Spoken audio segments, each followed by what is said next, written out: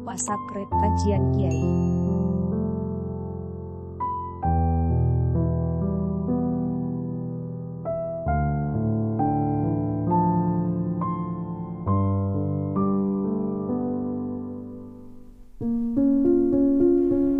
Sebelum saya menanggapi masuk ke dalam tema yang lahir dari ucapan Islam itu arogan dari seseorang, kita harus memakai dua prinsip. Yang pertama, menurut saya ini tepat yang dikatakan Sayyidina Ali, undur makola walatandur mangkola. Pokoknya apa perkataannya, tidak peduli apa dia jadi Abu Janda, Abu Duda, Abu Bakar, Abu Lahab, Abu Rokok, segala macam, itu tidak penting. Yang penting adalah perkataannya, itu menjadi fokus kita.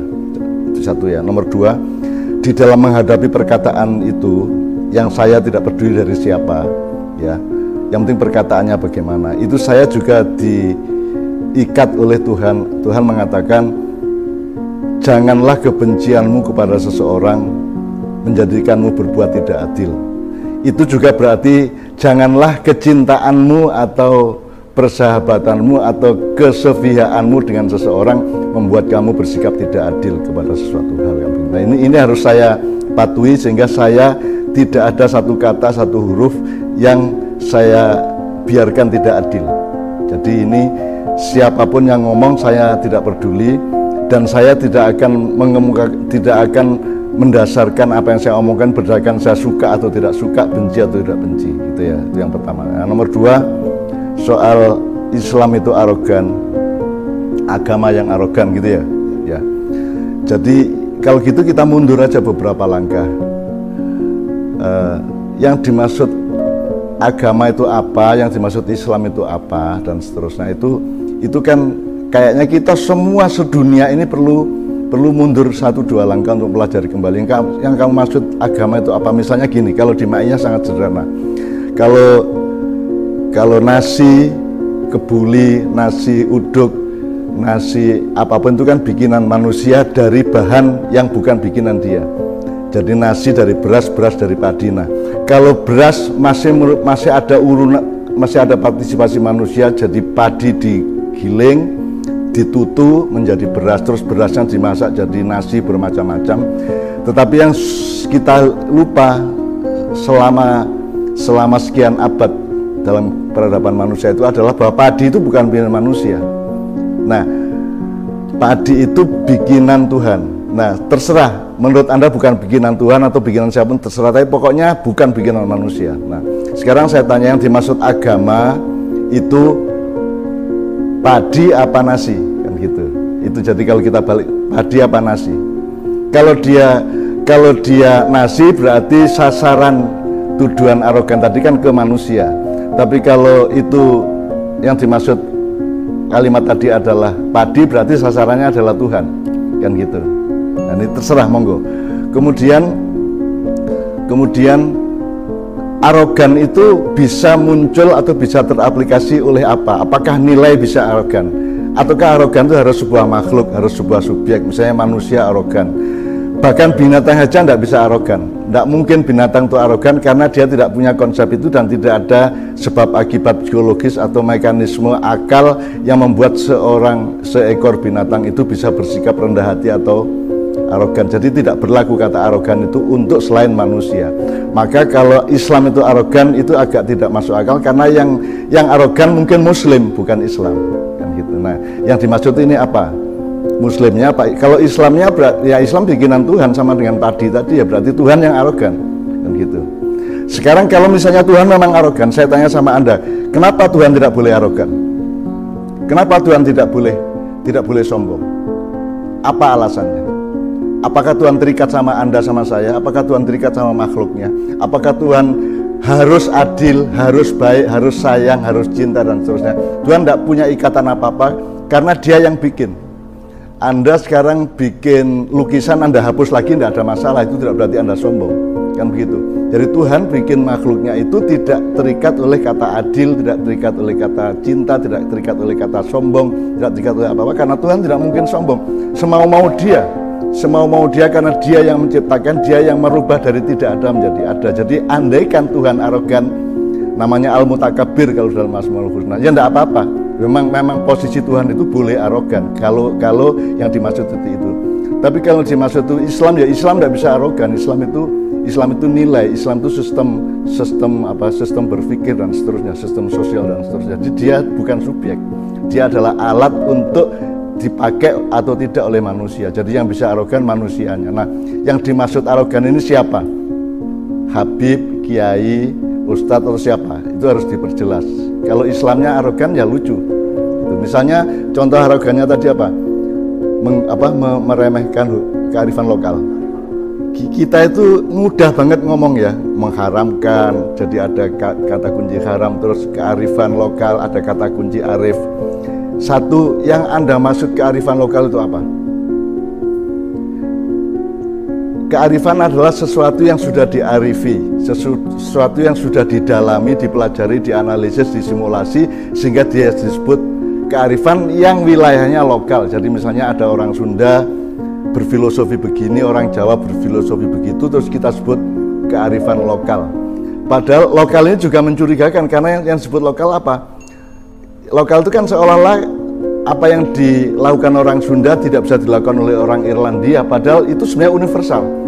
Saya memahami, saya menemukan bahwa setiap kearifan lokal itu sebenarnya berlaku universal, karena sebenarnya itu lahirnya dari manusianya, dari otentitas dia sebagai manusia, tidak dari budayanya, gitu ya. Jadi kearifan lokal itu juga tolong dipelajari kembali lah. Kita jangan mudah ngomong, menyebut kata-kata yang kuncinya kita tidak tahu. Jadi kita itu ngomong buah tanpa memahami daunnya, kembangnya, bunganya, rantingnya, dahannya, batangnya, apalagi akarnya, apalagi tanahnya. Kita ngomong tanah aja dan ngomong bumi kok. Kalau Anda ngomong tanah kan mesti ngomong bumi. Nah, kalau ngomong bumi Anda harus ngomong tata surya yang berdialektika secara energi dan seterusnya, ada daya tarik di antara mereka.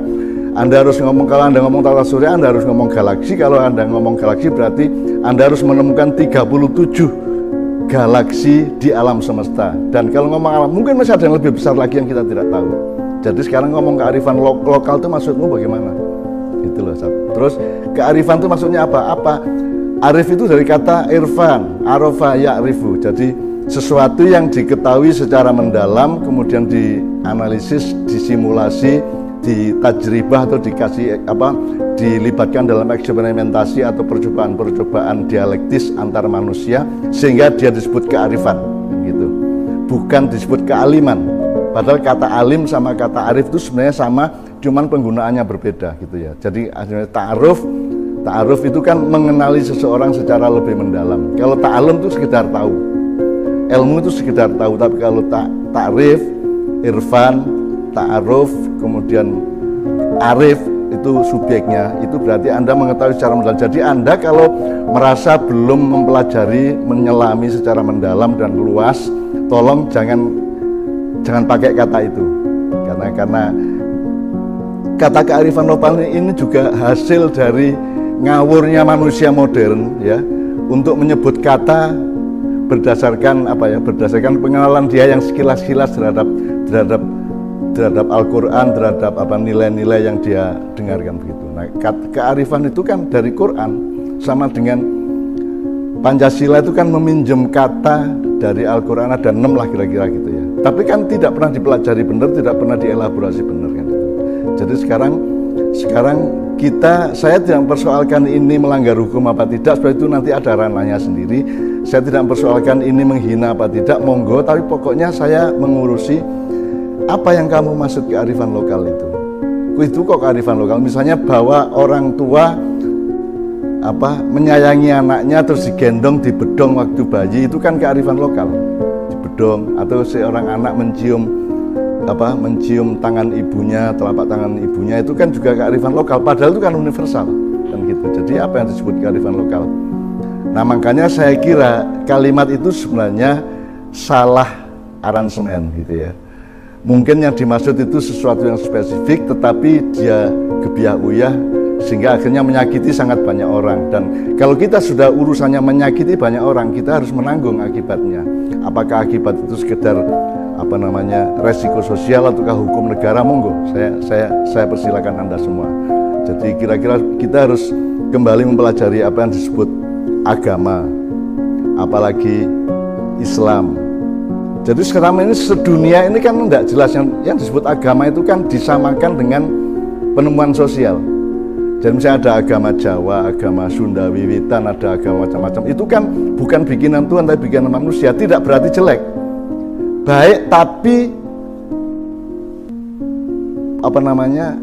makomnya atau kepastian hakikinya dia bukan bikinan Tuhan. Nah, yang bikinan harus ada metodologi untuk memverifikasi ini ayat Tuhan atau bukan, ini firman Tuhan atau bukan, kan harus ada metodologi untuk di luar soal dia percaya atau tidak percaya gitu ya. Jadi sekali lagi saya kira kita secara nasional harus mulai berpikir untuk berhati-hati ngomong, karena kita seringkali mengucapkan 10 kata yang mungkin 9 dari 10 kata itu tidak bisa kita pertanggungjawabkan secara epistemologis, secara harfiah, secara maknawiyah, bahkan secara historis gitu loh. Jadi ini saya tidak mengecam siapa-siapa, tapi sekarang kita lebih hati-hati ngomong, lebih waspada, karena Anda ini sudah dikepung COVID. Itu saya kira pelajaran nomor 1 adalah kewaspadaan. Kewaspadaan itu dalam bahasa Arab namanya takwa, waspada. Takwa itu hanya bisa dilakukan kalau Anda zikir. Jadi kalau orang Jawa mengatakan eling lan waspodo, itu bahasa Islamnya adzikru wat taqwa. Jadi Anda itu ingat supaya waspada, dan untuk supaya waspada Anda harus ingat. Jadi ingat dan waspada itu adalah seperti bola yang bergulir, bukan sesuatu yang linear lurus ke depan, tapi itu selalu dinamis, berputar. Anda tidak bisa waspada kalau tidak ingat, Anda tidak bisa ingat kalau tidak waspada. Sedemikian rupa lah. Mudah-mudahan semua yang terlibat dalam kasus atau dalam urusan miskomunikasi mengenai Islam agama arogan itu, mudah-mudahan bareng-bareng untuk dari dirinya masing-masing menjalankan secara dinamis sikap adzikru wat taqwa, eling lan waspodo, selalu ingatlah segala sesuatu supaya Anda waspada terhadap hal-hal di antara yang segala sesuatu itu. Dan kalau Anda juga tidak akan waspada kalau Anda tidak mengingatnya. Anda juga tidak bisa mengingat itu kalau Anda tidak punya kewaspadaan. Kan kewaspadaan bisa, apa yang harus diingat dan apa yang tidak perlu diingat kan juga kewaspadaan. Jadi kewaspadaan itu begitu rupa dinamisnya dan detailnya di dalam kehidupan manusia.